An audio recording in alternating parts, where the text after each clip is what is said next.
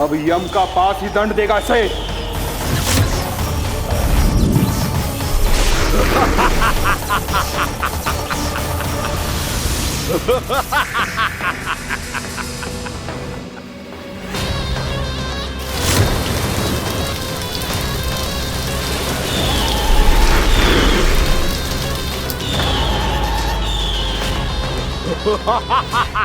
तूने जल की धार को भले ही काट दिया हो दुष्ट, पर हिम में धार नहीं होती। अब मेरी हिम शक्ति तुझे जमा कर नष्ट कर देगी।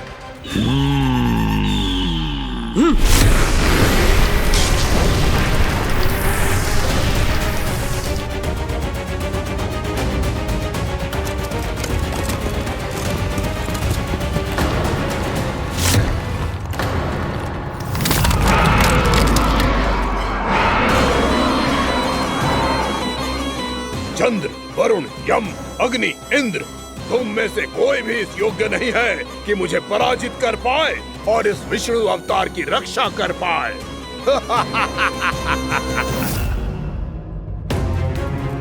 इस असुर को तो देवता कुछ ना बिगाड़ पा रहे हैं। अब क्या होगा खाना का? बकासुर, मैं अपनी किरणों की ताप से तुझे छल्दी छल्दी कर दूंगा।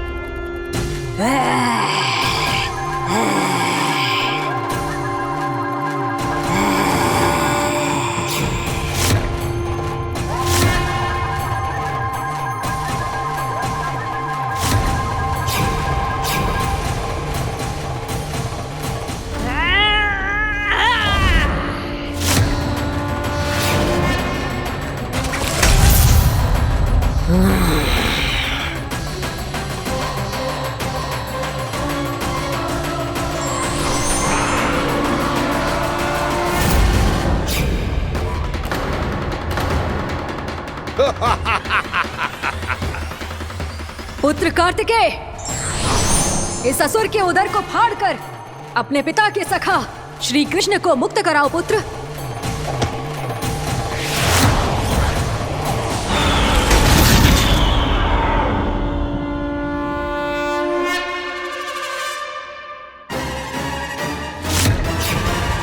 मैंने कहा था, तुम में से कोई भी मेरा बाल भी बांका नहीं कर पाएगा। तुम देवताओं का तो सामर्थ्य ही क्या, स्वयं देवों के देव महादेव भी मेरा कुछ नहीं बिगाड़ पाएंगे। कृष्ण को अपने उदर में ही पचा जाऊंगा मैं।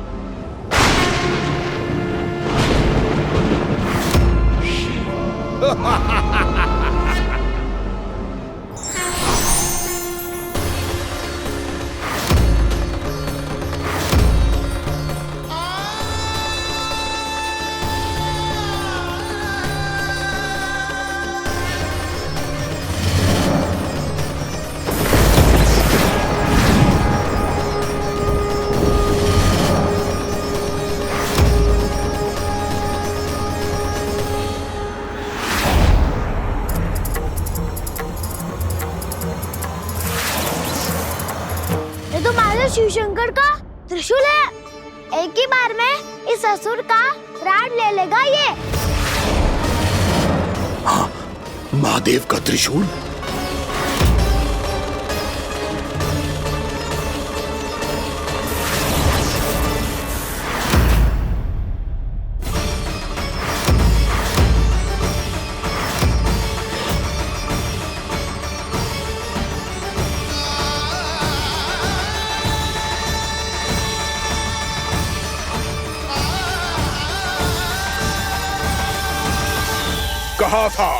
कहा था मैंने, स्वयं महादेव भी मेरा कुछ नहीं बिगाड़ सकते।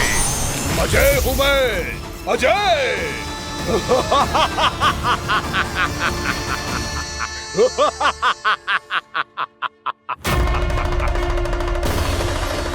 प्रभु, आपके त्रिशूल की महिमा तो अपरंपार है, तो फिर ये ठहर क्यों गया? आपने अपने त्रिशूल को वापस क्यों ले लिया महादेव? इस दुष्ट का संहार क्यों नहीं किया? क्योंकि इसकी मृत्यु मेरे हाथों नहीं, मेरे सखा नारायण के अवतार श्री कृष्ण के हाथों ही होगी, और यही विधि का विधान है। पर पिताजी, श्री कृष्ण तो इस असुर के उदर में फंसे हुए हैं, हम उन्हें मुक्त कैसे कराएंगे? ये उन्हें स्वयं ही मुक्त करेगा पुत्र। श्री कृष्ण अपने अपमान से क्रोधित नहीं होते, पर अपने भक्तों का अपमान वो क्षण भर भी सहन नहीं कर पाते। वकासुर यही भूल कर रहा है, हम सबका निरंतर अपमान करके वो उन्हें क्रोध दिला रहा है। वो ये नहीं जानता कि शीघ्र ही उन्हें अपने उदर में रख पाना उसके लिए असंभव हो जाएगा।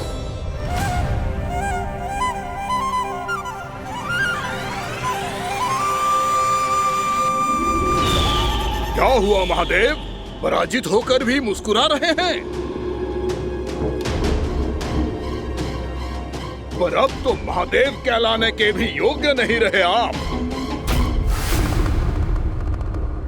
असफल देवताओं की इस अयोग्य सेना को लेकर चले जाइए यहाँ से।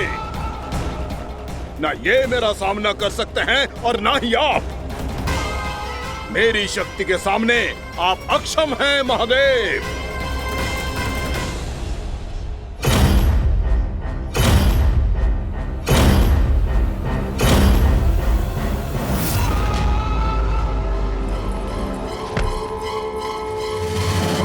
सुधा, जिस दुष्ट ने मेरे लल्ला को निगलो है ना, भीतर से जलेगो, छटपटाएगो, पीड़ा से कराएगो।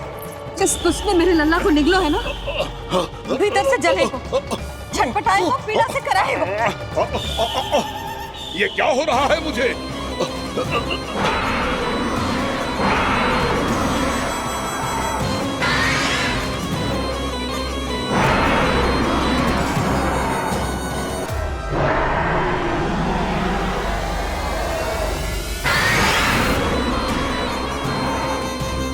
मुझे ऐसा क्यों लग रहा है जैसे भीतर से जल रहा हूं मैं? ये क्या हो रहा है मुझे?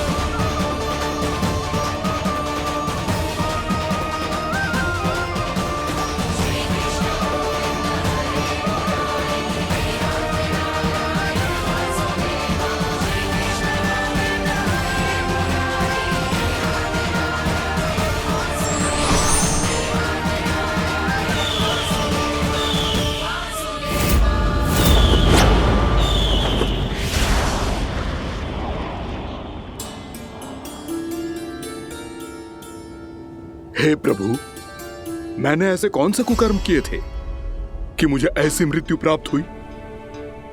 और ऐसे कौन से सुकर्म किए थे? क्या आपके हाथों से मुझे मोक्ष प्राप्त हुआ है प्रभु? सीमित स्मरण करो, हे गिरीश की पुत्र वक्कासुर। स्मरण करो, कैसे अपने पिता की तरह अभिमान से भरे हुए थे तुम। स्मरण करो, कैसे हमें पराजित करने के लिए पूरी सृष्टि को संकट में डाल दिया था तुमने, और हमें विवश होकर पराजय स्वीकार करनी पड़ी थी। स्मरण करो, कैसे तुमने देवराज इंद्र का छत्र चुरा लिया था। पर यह सब भी पर्याप्त नहीं था वकासुर। तुम्हारे पापों का घड़ा तब भरा था जब तुमने देवी गंगा के जल में साधना करते हुए जजाली मुनि की तपस्या में व्यवधान डाला था।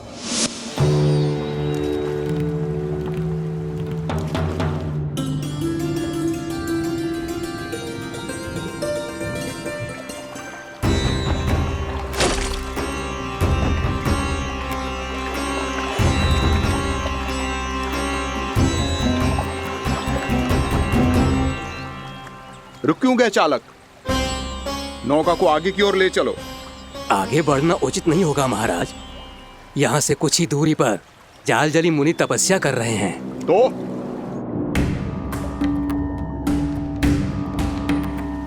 मेरे मत्स्य आखेट के क्षेत्र में इसने तपस्या करने की भूल की है। मेरे ही राज्य में मेरा कोई क्षेत्र मेरे लिए वर्जित हो, यह मुझे स्वीकार नहीं है। आपने पर्याप्त मत्स्य आखेट कर लिया है महाराज। यदि तुम इन मछलियों का आहार नहीं बनना चाहते हो, चुपचाप मेरी आज्ञा मानो। क्षमा, क्षमा महाराज।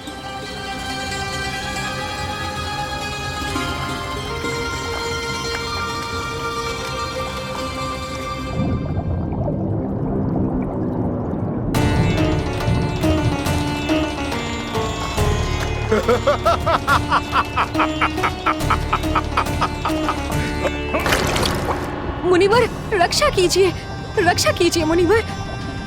हमारे प्राण बचाइए मुनिवर, मुनिवर हमारे प्राण बचाइए।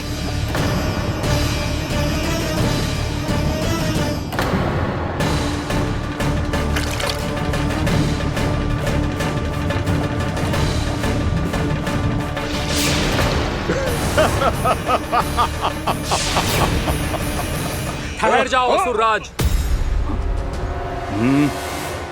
इन मछलियों को हानि ना पहुंचाओ। क्यों मुनि? अब मछलियां पकड़ने के लिए मुझे तुमसे आज्ञा लेनी पड़ेगी। तुमने तपस्या करने से पहले किससे आज्ञा ली थी? मां गंगा से, इस जल में रहने वाली सभी मछलियों से। इस उपकार के बदले इन सभी मछलियों को रक्षा करने का वचन दिया था। इसीलिए असुरराज, मैं शांति से कह रहा हूं, इस स्थान को अशुद्ध ना करो। चुपचाप यहां से चले जाओ, नहीं तो इसका परिणाम अच्छा नहीं होगा।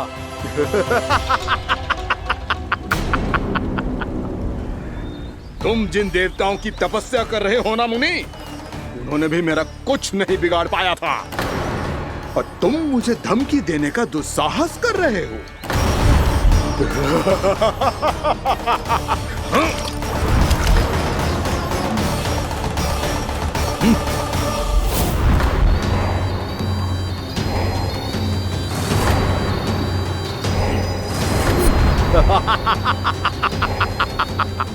मूर्ख, विचारों से तो तू राक्षस है ही, और स्वभाव से उस बगुले की तरह है जो भूख ना होने पर भी उन निर्दोष मछलियों को आहार बनाता रहता है। इसलिए अभी इसी क्षण से तू बगुला का जीवन जिएगा। ये मेरा श्राप है, ये मेरा श्राप है।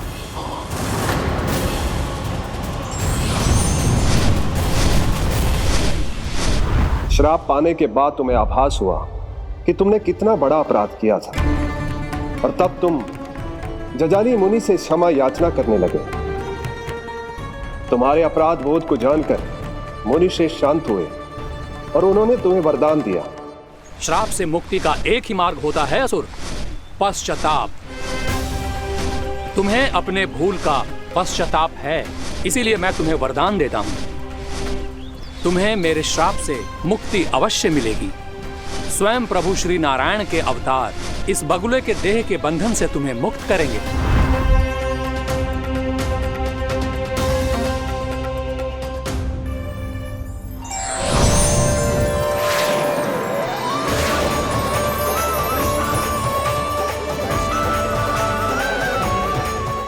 स्वीकार करें प्रभु।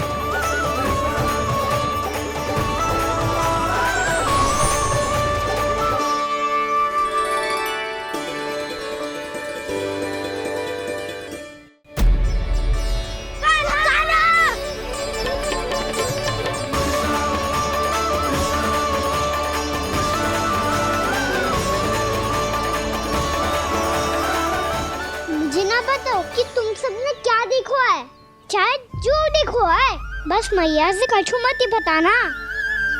कान्हा!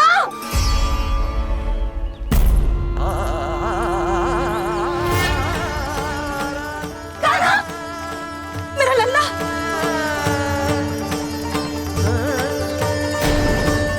भानु बता रहा था तुझे कोई असुर पंछी निकल गया था। हाँ?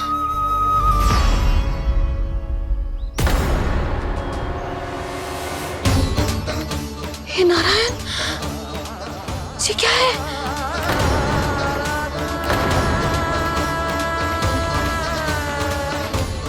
ये सब कैसे हुआ लल्ला? हाँ? कोई बताएगा मुझे ये क्या है?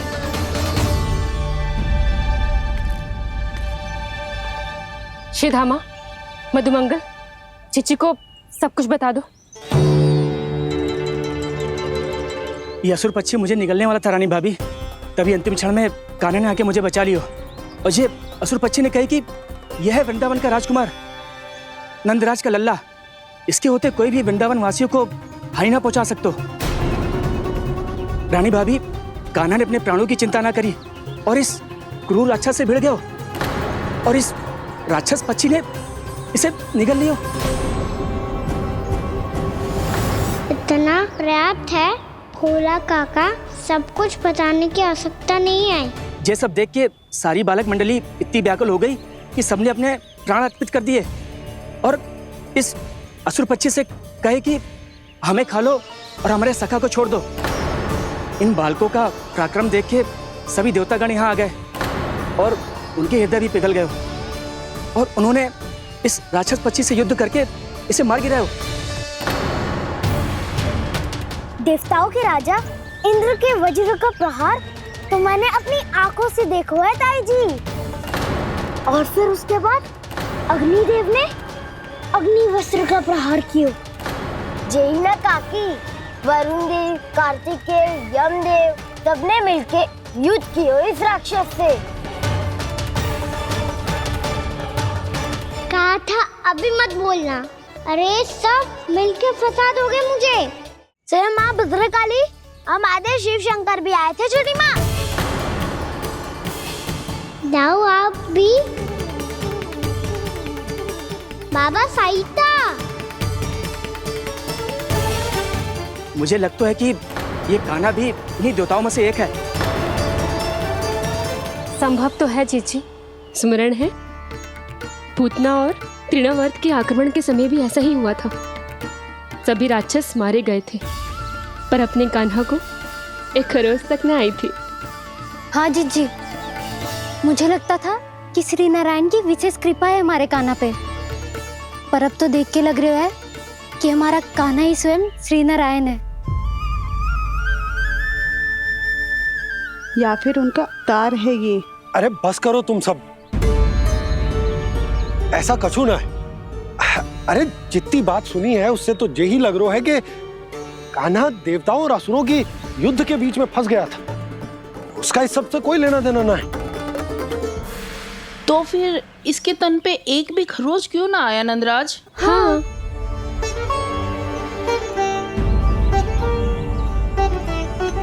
है काकी, खरच तो है। दिखा लल्ला। भैया बात पीड़ा आ रही है, कुछ करो ना। चिकोपिया भी ना अति करती है। श्री नारायण का अवतार हो तो इतनी तनिक सी खरोच पे ऐसे रो तो क्या? बस बहुत होगा। अब तो तुम सबने सीमा ही पार कर दी है। कभी से श्री नारायण बुलाते हो, कभी श्री नारायण का अवतार। तनिक कछु हो ना जाता है कि तुम सब कहानियां बुनने लगती हो। जे बस साधारण सा बालक है, मेरा लल्ला है जे, इसे भगवान मत ही बनाओ।